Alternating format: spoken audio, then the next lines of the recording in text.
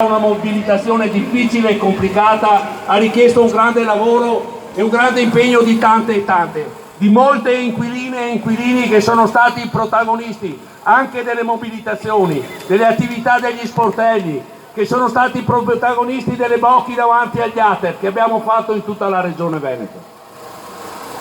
Da qui si parte, ci eravamo dati ad agosto ancora, ai primi di agosto. Molti chiedevano quando andiamo a Venezia, quando facciamo la manifestazione regionale.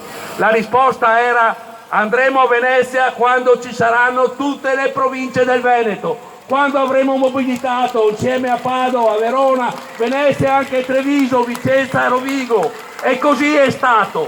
E questo è un risultato importante e non nasce per caso, nasce perché c'è una contraddizione grande per chi la vive, per chi la vive sulla sua pelle. Questa legge è una profonda ingiustizia, perché c'è gente che ha pagato i contributi GESCAL, che ha vissuto una vita in quelle case popolari e adesso si trova con l'avviso di sfratto scritto sulla raccomandata con cui pretendono di aver rinnovato il contratto. Perché anche di questo si tratta. Anche delle modalità con cui questa regione, questa amministrazione pubblica si è rivolta ai suoi cittadini. Se è stato rinnovato un contratto dicendo avrai un aumento del 100, del 200, del 300, senza spiegare le ragioni, mandando una raccomandata e esigendo il fatto che soltanto con la stessa ricevuta si era firmato un nuovo contratto. Una cosa abominevole. Nessun contatto con i cittadini, nessun confronto, nessuna discussione. A Treviso, per parlare col presidente dell'ATER, hanno dovuto occupare l'ATER di Treviso. Quello di Padova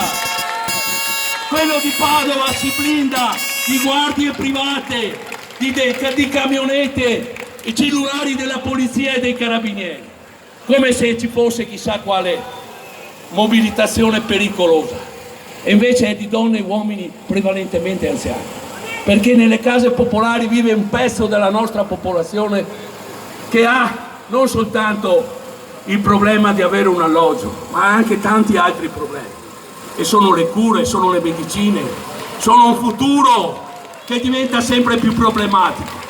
E questa decantata sicurezza della Lega nel Veneto è togliere la sicurezza principale alle sue cittadine e ai suoi cittadini, agli anziani che si imbottiscono di Tavor, che si imbottiscono di psicofarmaci perché vivono nell'ansia. Ma vi rendete conto? Vi rendete conto di quale bestemmia, di quale inaudita bestemmia si è arrivati a questo punto, al fatto di mettere paura, preoccupazione nella testa di persone che ne hanno già tante, che già devono affrontare le difficoltà del fatto di essere anziani, eccetera. Hanno detto che siete ricchi perché con fatica avete accumulato qualche risparmio.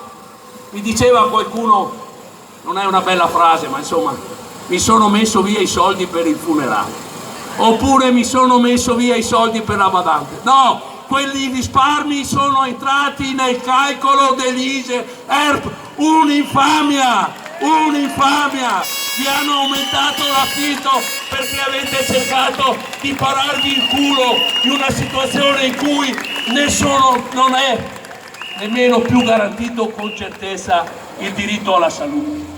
Perché uno dei problemi più grandi che noi abbiamo riscontrato parlando con decine e centinaia di persone agli sportelli è stata quella di dire: ma io non è che spendo solo tanti soldi per l'affitto, per il riscaldamento, per le bollette, spendo anche tanti soldi per le medicine, ho bisogno di curarmi, perché neanche il diritto alla salute è più garantito in questa regione, dove dicono ogni piè sospinto prima i veneti sì, ma per loro sono i veneti ricchi. Questa è la verità, perché hanno tagliato le tasse, sì, ma hanno favorito quelli che hanno redditi di decine di migliaia di euro, di 100.000 a 200.000 euro all'anno.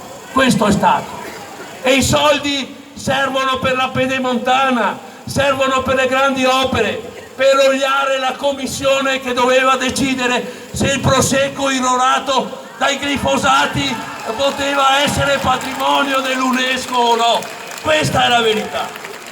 E allora noi oggi, in queste settimane, abbiamo costruito un movimento che deve andare avanti, dalla battaglia al diritto alla casa, alla difesa di un diritto che ci siamo conquistati con lotte durissime, alla difesa dello Stato sociale, di quei diritti fondamentali che ci vogliono tagliare. Grazie.